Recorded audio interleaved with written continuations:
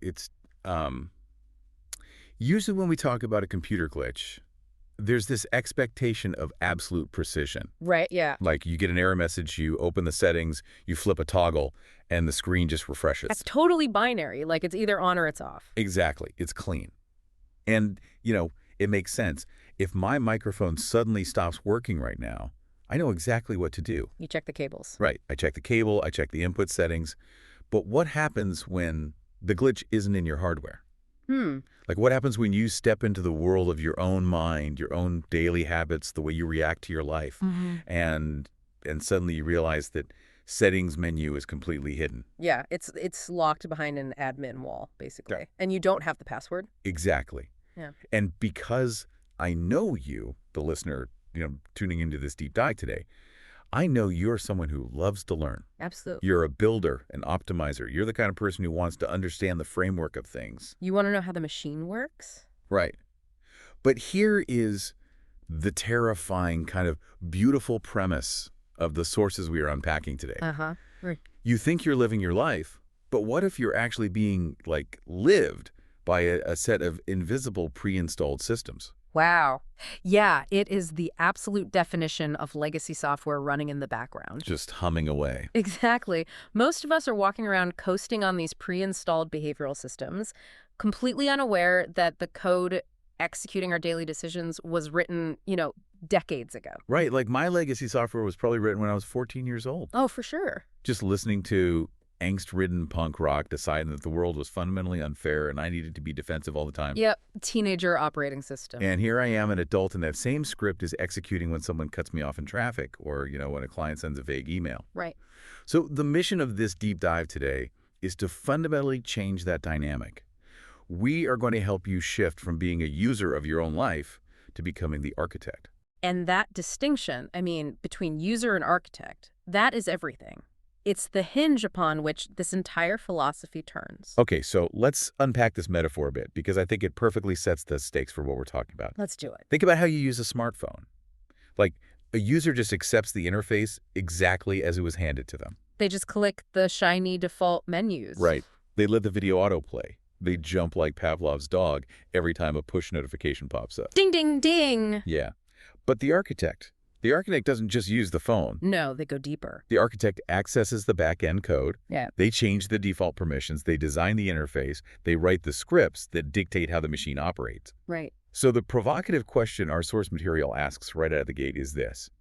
If you don't design your own system, aren't you automatically running on someone else's defaults? You absolutely are. And what's fascinating here is the sheer scale and intent of those default settings. They're massive. They really are.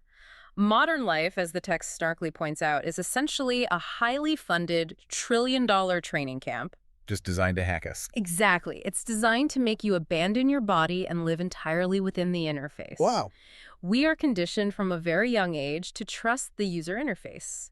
The endless stream of data, the social media feeds, the hyper-intellectualization of everything. Right, over our actual physical experience. We are a lived, breathing experience, yeah.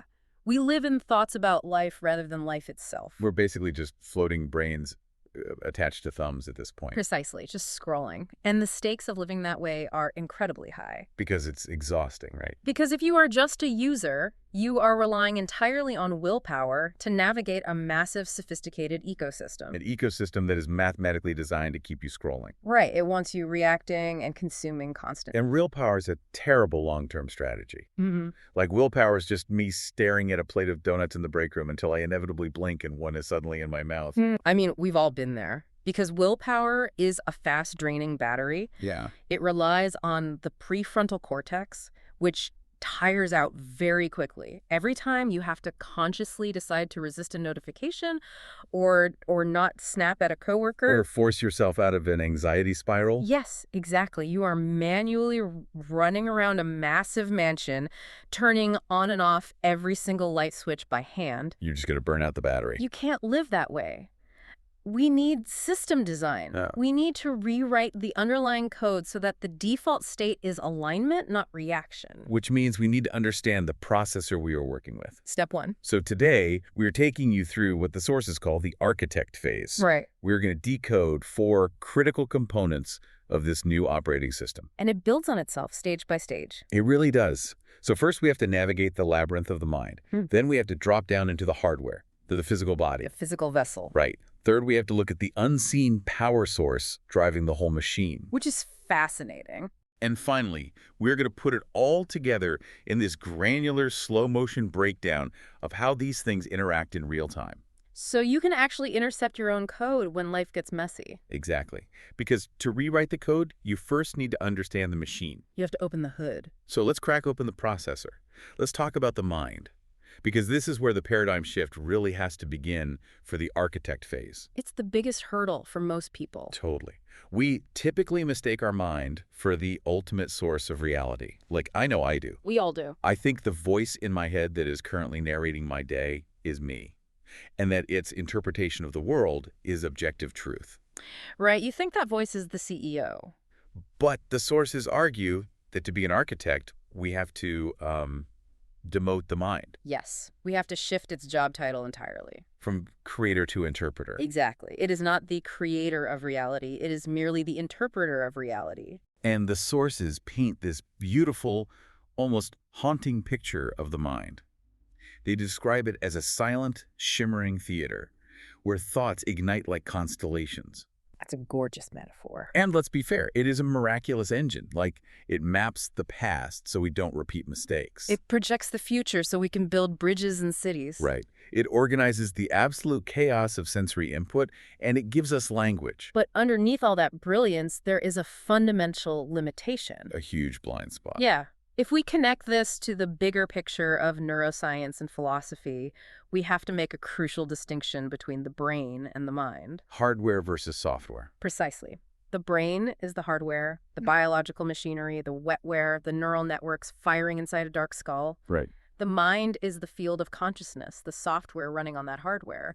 Now, the mind is brilliant at processing data, but, and this is key, it only works with the data it receives. So it doesn't make anything from scratch? No. It doesn't generate raw touch or taste or sound. It just translates them. So it's locked in a dark room, just reading ticker tape. Exactly. Just translating the Morse code. It takes a physical sensation, say a sudden spike in your heart rate and a shallow breath, and it interprets it. Oh, interesting. And it often slaps a label on it based on your past experiences, calling it anxiety or fear or maybe excitement. Depending on context. Right. So the mind's true power lies not in creating the raw data of reality, but in interpreting it and building a narrative around it. But, okay, here's where I have to push back a little. Go for it. Because when I read this part, my ego really flared up. As it usually does. Like, if the mind is just a streaming service playing a movie, who or what is sending the signal? That's the question. Society completely worships the intellect. Especially for you, the listener, who is likely a knowledge worker, a student, a creator, someone whose entire livelihood depends on their intellect. We value brains over almost anything else. We give awards for it. We hire based on it. We define our self-worth by how smart or quick or logical we are. Absolutely. So are the sources really saying that our thoughts, our logic, are just secondary phenomena? That is the pivotal inquiry of this entire phase. It asks a profound, almost unsettling question. Which is? Are thoughts the initiators of our reality, or are they just scaffolding built atop something much more ancient? And the answer? The answer, biologically and philosophically, leans heavily toward the latter. The intellect is a spectacular tool, but it is a latecomer to the evolutionary party. It showed up last. Right. Your logic is often just the mind desperately trying to rationalize a physiological state that has already occurred. Like, I'm running, therefore I must be afraid. Exactly. William James talked about this over a century ago. Every mental event, according to the text, is a seed. A seed. Okay, unpack that. Worries, ideas, fixations, they root into the subconscious. The attention we give them is the water. So if I obsess over something. If you sit and ruminate, you are actively watering anxious seeds. If you take intentional action, you are nurturing hopeful ones. That makes sense. But if we trace those thoughts backward, up the river, we find that thoughts usually stem from feelings. Okay. And if we trace those feelings backward, they stem from raw, physical sensations. Okay, let's ground this for a second. Let's say I'm sitting at my desk, and suddenly I have the thought, I'm going to get fired, my boss hates me. A classic spiraling thought. Very classic. Yeah. The mind didn't just invent that anxiety out of a vacuum, right? It received a signal. Exactly. What was your body doing? Maybe my shoulders were creeping up to my ears. Maybe I hadn't taken a deep breath in an hour because I was hunched over a keyboard. Right. So the body sent a distress signal like, alert, we lack oxygen, we are tense, we are in danger. Yes. And the mind, doing its job as the interpreter, looked around my environment, saw an unread email from my boss and said, aha, that's the threat. We are going to get fired. That is precisely how predictive processing works. Wow. Your brain is a prediction engine. It feels the physiological deficit first, and then it literally hallucinated a narrative to explain the deficit. Which means if the mind is just interpreting signals, trying to argue with the mind is a losing battle. You'll never win. You can't logic your way out of a panic attack because the logic is just a symptom. Right. You're trying to fix a hardware issue by updating the software. So we have to follow the data out of the abstract theater of the mind and into the physical world where the signal actually originated. We have to move into Chapter 5, the hardware, the physical body. The vessel. And the most vital distinction here is one of time, isn't it? It is. Because the mind is a time traveler. Like it spends its entire existence regretting the past or projecting catastrophically into the future. It's rarely just here. But the body is completely tethered. It only knows the present moment. Yes. It breathes this air. It sits in this chair. The body cannot be anywhere but here and now. Which makes it the ultimate anchor. You know, I kept thinking about this like a 3D printer. Ooh, I like that. Let's say your mind is running intricate CAD blueprints all day long. It's designing the most beautiful, complex structures, solving equations, imagining these elaborate futures. But it's all just data. Exactly. Without the body to actually print those blueprints into physical reality, they just remain useless files sitting on a hard drive. They don't exist in the real world. Right. The body isn't just a meat suit that hauls your brain from meeting to meeting. Although sometimes we treat it that way. We totally do, but it's not. It is the grounding mechanism. It is this incredibly sophisticated receiver-transmitter that turns invisible impulses into tangible action. And this leads us to what is perhaps the most urgent societal critique in the source material. The disembodiment crisis. Yes, the crisis of disembodiment. Modern culture basically thrives on us being disconnected from our physical selves. It profits from it. Absolutely. Yeah. We are conditioned to trust the UI, the notifications, the endless stream of data, the talking heads on the news over our own physical sensations. We ignore the hardware. We are living extroceptively, focused entirely outward, rather than interoceptively, feeling what is happening inside us. And algorithms love a disembodied user. Because a disembodied user is highly programmable. Right. If you are entirely in your head, you are vulnerable to whatever narrative is loudest in your feed. You're just a leaf in the wind. Exactly. But the text argues that an embodied person is a massive problem for external systems and algorithms. Embodied disruption. I love that concept from the reading. It's powerful. It sounds like a cyberpunk rebellion, but the rebellion is just feeling your feet on the floor. It is a rebellion because an embodied person has an internal locus of authority. Unpack that a bit. Sure. Think about the mechanics of an outrage cycle on social media. Oh boy. The feed screams at you, be scared, be outraged, the world is collapsing, buy this to feel safe. And it works. Because the disembodied mind panics. It complies. It gets swept up in the narrative. The heart rate spikes. The thumbs start typing a furious reply. You're caught in the loop. But the embodied person, the architect, they feel the spike in their heart rate. They notice the shallowness of their breath. Exactly. And because they are anchored in the hardware, the body grounds them. Right. The body breathes. It feels the temperature of the room. It feels the solid chair. If it brings you back. The body says, I am breathing. I am safe. I am sitting in a quiet room. This external panic on the screen is just noise. Wow.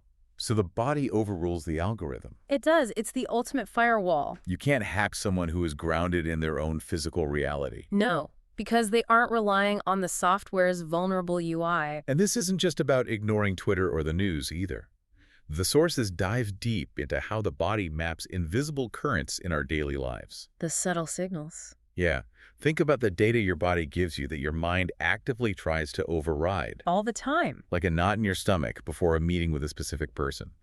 Or the warmth in your chest when you're around a certain friend. Or the heaviness in your limbs when you agree to take on a project, deep down you don't actually want to do. Right.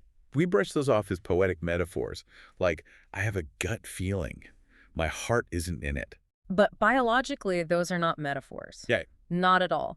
They are literal physical sensations acting as a highly calibrated diagnostic dashboard. The vagus nerve at work. Exactly. The vagus nerve and the enteric nervous system in your gut. The second brain. Right. It has hundreds of millions of neurons. It is constantly gathering data about your environment, your safety, the microscopic facial expressions of the people around you. Processing things before we even consciously see them. And sending that data up to the brain. They are literal data points. But when you are a user, you ignore that dashboard. You put a piece of tape over the check engine light. Yes. You push through the exhaustion. You override the knot in your stomach with 3 cups of coffee and sheer willpower. And you tell yourself a mental story about why you should be doing what you're doing. I should take this project because it's good for my resume. Exactly. Even as your body feels like lead. But the architect reads the dashboard. You check the engine light. The architect understands that the tightness in the throat or the knot in the stomach isn't a random glitch. It's a system alert. It's intelligence. It is intelligence that your mind simply cannot access through thought alone. If your body says no while your mind says yes, the architect trusts the hardware. Because the hardware doesn't know how to lie.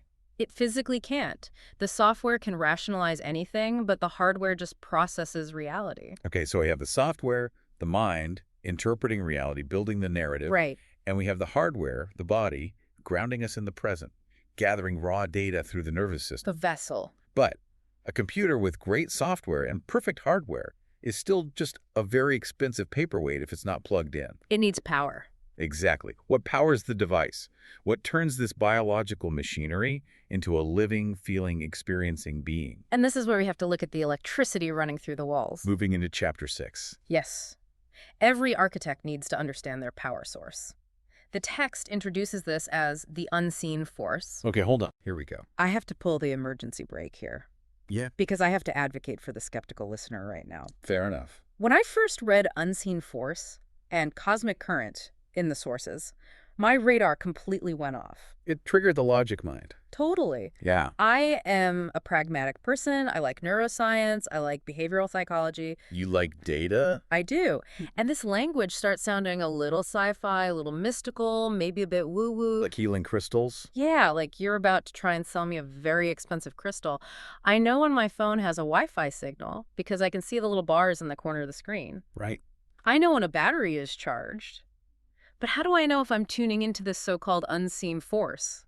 Like, show me the proof. That is a completely natural reaction, and frankly, a necessary one. So good. If you are going to be an architect, you should demand to know how the physics of your system work. You shouldn't just take it on faith. And the source text anticipates exactly that skepticism. It defends this concept not by leaning into vague mysticism, but by anchoring it in the limits of our current scientific paradigms. Okay, I'm listening. Tell me more. Think about the physical phenomena we accept as absolute truth every single day without seeing them. Like what? Well, we accept gravity. You don't see gravity. You can't put gravity in a jar. That's true. But you don't step off a ledge expecting to float. You can only perceive gravity by its effects on objects. Okay, I'm with you so far. We accept electromagnetism. We accept that there are invisible fields of information and energy governing the physical world. Like radio waves. Exactly. For centuries, traditional cultures have had names for the animating energy of the human body: prana, chi, and landita. Right. In modern biology, we might look at bioelectricity, the voltage gradients across cell membranes that dictate how cells organize and heal. Oh, that's fascinating. There's a fundamental aliveness and animating energy that powers your cellular processes before a thought even occurs. But why call it an unseen force? Like, why make it sound so cryptic? The text explains that the reason it is unwitnessed or unseen is profoundly simple. Why? It cannot be perceived as an object because it is the very capacity for perception. Oh, wow. Okay. It's the lens itself. I'm going to try to wrap my head around that. Yeah. It's like saying the eye cannot see its own seeing. Exactly. Or a flashlight cannot shine its light on its own bulb. The screen is invisible beneath the movie it plays. Yes. You can't observe the force because you are the force observing. Okay, that actually grounds it for me. It's the electricity before the light bulb glows. Right. But wait, if it's the capacity for perception, you can't think your way into feeling it, right? No, not at all. Because thought is just an object of the mind, and the mind is downstream from the force. Exactly. You can't use software to find the electricity. The software is only running because of the electricity. So how do you access it? You don't deduce the force, you experience it. It is entirely visceral. Give me an example. Have you ever sat perfectly still, maybe in a quiet room, and if you focus on your hands, you can feel a subtle buzzing hum of aliveness inside your fingers? Yes, actually. Like a slight tingling, even when I'm not moving at all. That is the raw sensation of aliveness. That is the current. Yeah. Or think about the flow state. Oh, I love flow states. We've all experienced those moments where you are so deeply engrossed in a task, playing an instrument, writing, coding, running. And the narrative mind completely shuts off. Completely. Time dissolves. You aren't thinking about doing the work. You become the work. Yes. Or those moments of strange synchronicity when you think of a friend out of the blue and 10 seconds later your phone buzzes with a text from them. Which always feels like magic. Yeah. But maybe it's just physics we don't have the math for yet. Exactly. The text argues those aren't mere coincidences. They are moments when the interference of the mind drops and you are tuned directly into the frequency of the current. You are feeling the underlying architecture of connection. There is this profound analogy in the text that completely broke my brain, and it ties this all together perfectly. The wave in the ocean? Yes. Mm. It talks about the relationship between the wave and the ocean. It says the electricity doesn't belong to the light bulb. The bulb is just a temporary shape the electricity takes to express itself. Right. So you, the listener, your ego, your personality, your name, you are just a localized expression of this force. A temporary shape. You are like a wave that thinks it's completely separate from the ocean. Yeah. Like the wave says, look at me. I'm a wave. I have my own trajectory, my own problems. I'm going to crash on that beach, and it's going to be terrible. Just stressing out about its waveness. Exactly. But the wave is an illusion. The wave is actually just the ocean momentarily waving. It's an action, not a thing. You are the force momentarily personing. And this raises a critical question regarding identity, which is central to the architect's journey. How so? If you truly realize you are the ocean momentarily waving, your entire relationship with control shifts. Oh, I see. The user lives in constant anxiety because the user thinks they are a fragile, separate wave that has to fight the rest of the ocean to survive. Which is exhausting. It's why we're also burnt out. We're fighting the ocean. Yes, but the architect realizes they are the ocean. You stop trying to force outcomes with your mind. You stop frantically clicking icons on the desktop, hoping to change how the computer works. Exactly, and you start working with the actual energy powering the machine. You align with the current instead of fighting it. Okay, I love this framework. So we have these three massive continents mapped out. Mind, body, force. Right. We have the mind, which is the software interpreting reality. We have the body, which is the hardware grounding us and gathering data. And the force. The unseen animating electricity powering the whole thing. Yeah. But in real life, these things don't operate neatly in a vacuum. No, they certainly do not. Like I don't sit around on a Tuesday afternoon slowly separating my mind from my body from the cosmic force. In real life, it is a chaotic collision. Right. How do these systems actually communicate when you are in the thick of it? When the pressure is on. Yeah, when your boss sends you a highly critical email at 9:00 p.m. on a Friday. The worst. Or when you get into a sudden heated argument with your partner over who forgot to unload the dishwasher, and suddenly you're fighting about something that happened 3 years ago. A classic escalation. How do we actually use this architecture in the messiness of real life? That brings us to Chapter 7, the ultimate test of the architect. The transition from theory to practice. Okay, let's get practical. The text maps this out as the 6-stage feedback loop of integration. Integration, taking the disparate parts and making them work as a whole. Exactly. And integration isn't a destination. It's not. No, it's not a Zen state you arrive at, check off a list, and then you're just enlightened forever. Darn. Sorry. It is a dynamic, collaborative, moment-by-moment improvisation. Constant adjustment. It's the microsecond convergence of mind, body, and force. And to truly become the architect, to rewrite your reactions, you have to understand exactly how this loop operates so you can intercept it. Let's break this down step by step in extreme slow motion. Okay. I want to take a scenario that every single person listening has experienced. The source text gives a great, highly relatable example. Receiving a text message from someone you have been actively avoiding. Yes, the dreaded text. Maybe it's a difficult family member. Maybe it's a toxic ex. Maybe it's a demanding client. We've all been there. The phone is just sitting on the desk. And it buzzes. Let's walk through the 6 stages of what happens in the milliseconds following that buzz. Yep. Stage 1 is the initial stimulus. Right. The physical event in the real world. The Yeah. phone buzzes. The screen lights up. The name pops up. The data input. Yes. The force, the animating energy of your biology, powers the neural pathways that receive this visual and auditory information.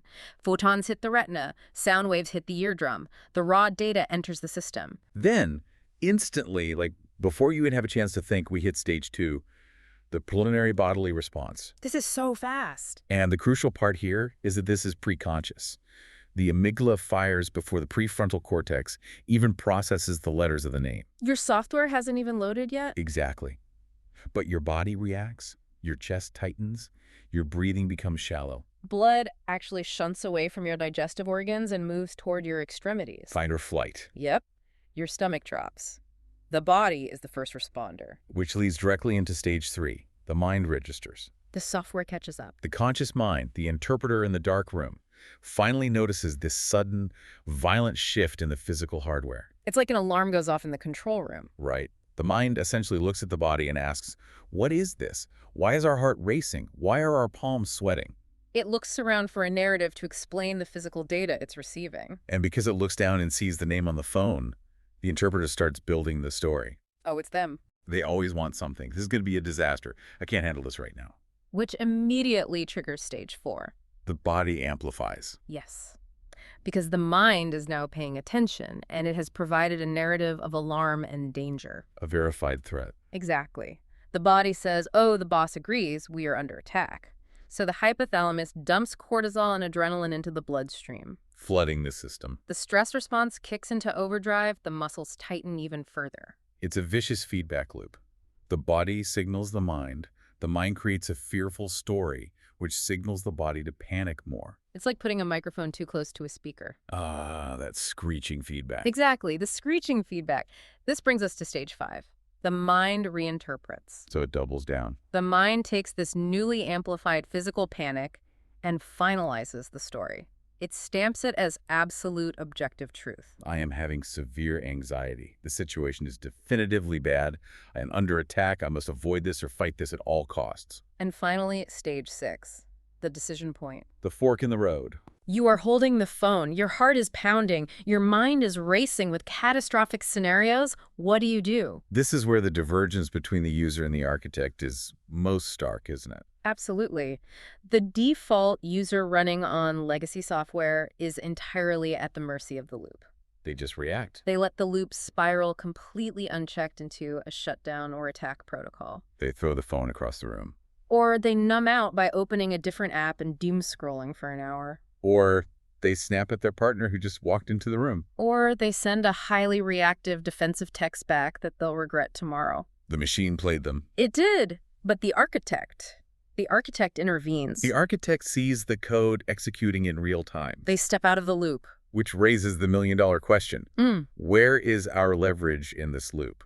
That's key. Because when I'm in stage 5, when my mind is screaming and my heart is pounding, it feels impossible to just choose to be calm at stage 6. And it is nearly impossible at stage 6. That's the trap of willpower we discussed earlier. Oh, right. Willpower battery. Trying to stop the reaction at stage 6 is like trying to stop a runaway train by standing in front of it. It's just going to run you over. The architect's secret is that they don't wait for stage 6. If you understand the 6 stages, you realize you have multiple intervention points upstream. Okay, give me an example. How do I hack the body?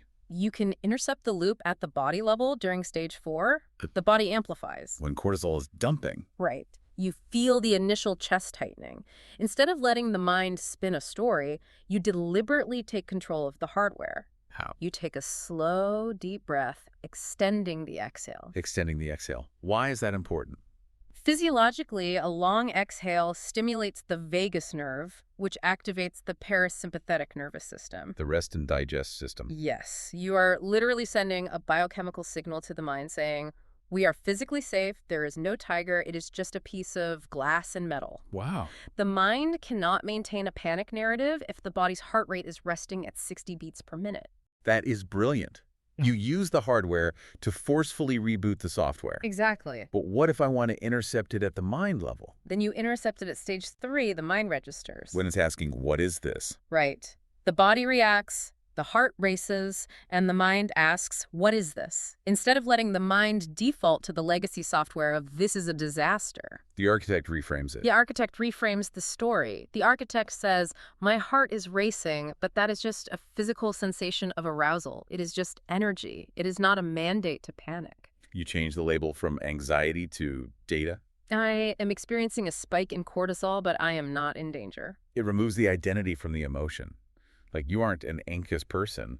Your body is just processing a stimulus. Precisely. You step out of the illusion of the wave and observe the ocean. But sometimes the loop happens so fast and the emotion is so strong that breathing exercises and reframing just feel like throwing a cup of water on a house fire. Yes, system overload.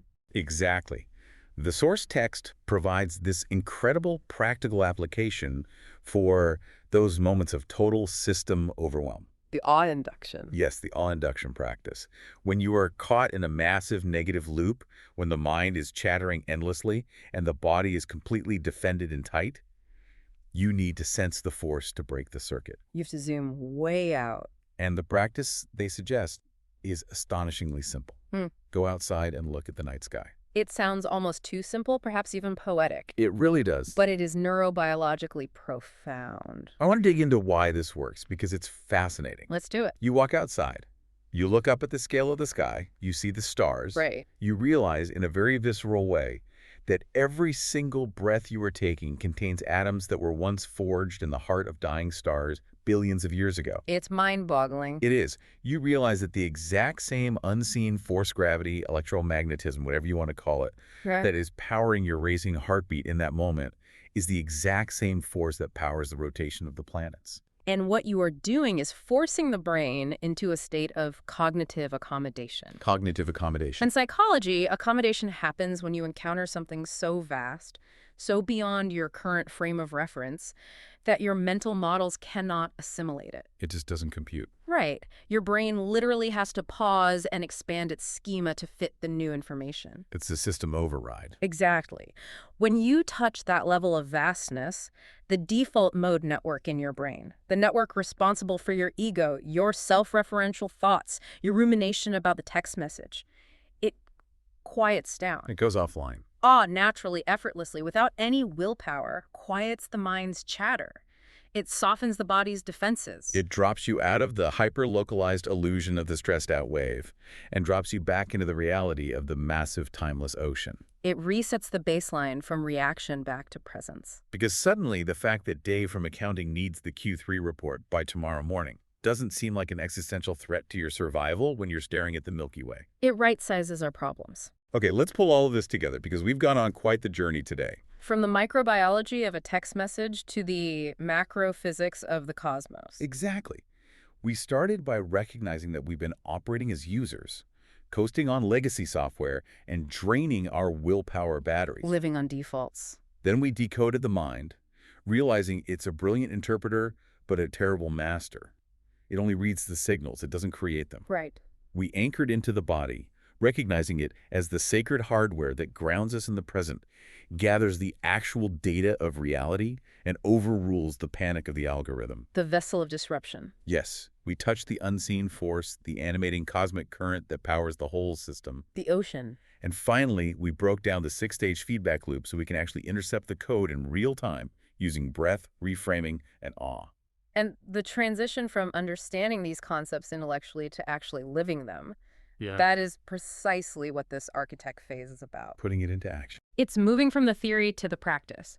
You are no longer just reacting to the notifications of your life. You have the admin password. The remote is in your hand. You don't just have to watch the movie. You can rewrite the script. For anyone listening, the invitation is to not let this just be an interesting deep dive you listen to while commuting or doing the dishes. Right. Don't just consume this. Pick just one piece of this architecture today. Just notice it. When your phone buzzes, or when you get frustrated in traffic, or when your chest tightens in a meeting, just notice the pre-conscious body response. Audit your own code. See what happens when you decide to take a slow exhale and grab the controller instead of letting the default settings run the show. I want to leave you with one final mind-bending concept from the text to mull over as you go about your day. Oh, this is a good one. It's the concept of the handler. Think about a doorway. A door doesn't just float in space. A door is held by a frame. Okay. The frame is held by a wall. The wall is held by a room. The room is held by a house. And the house is held by the foundation, which is held by the earth. Every container is held by a larger container. Yeah. So the ultimate question for the architect is, who holds the holder? It's the ultimate nested architecture of reality. Exactly. If you are simply the universe experiencing itself, if you are the ocean momentarily waving, Yeah. what if every challenge, every frustrating feedback loop, every glitch in your system you experience today, what if it isn't a punishment? What if it's not a sign that you are broken or failing? Right. What if it is just the overarching architecture, the ultimate handler, trying to upgrade your specific line of code? That changes everything. What if the glitch is actually the invitation to become the architect? It completely changes the geometry of how we see our struggles. It really does. The obstacle isn't in the way. The obstacle is the update patch. The obstacle is the update patch. So Yeah. next time you feel like your system is crashing, next time you feel overwhelmed by the interface, Remember who you are. remember, you aren't just the user. You have the password. Open the settings, rewrite the code.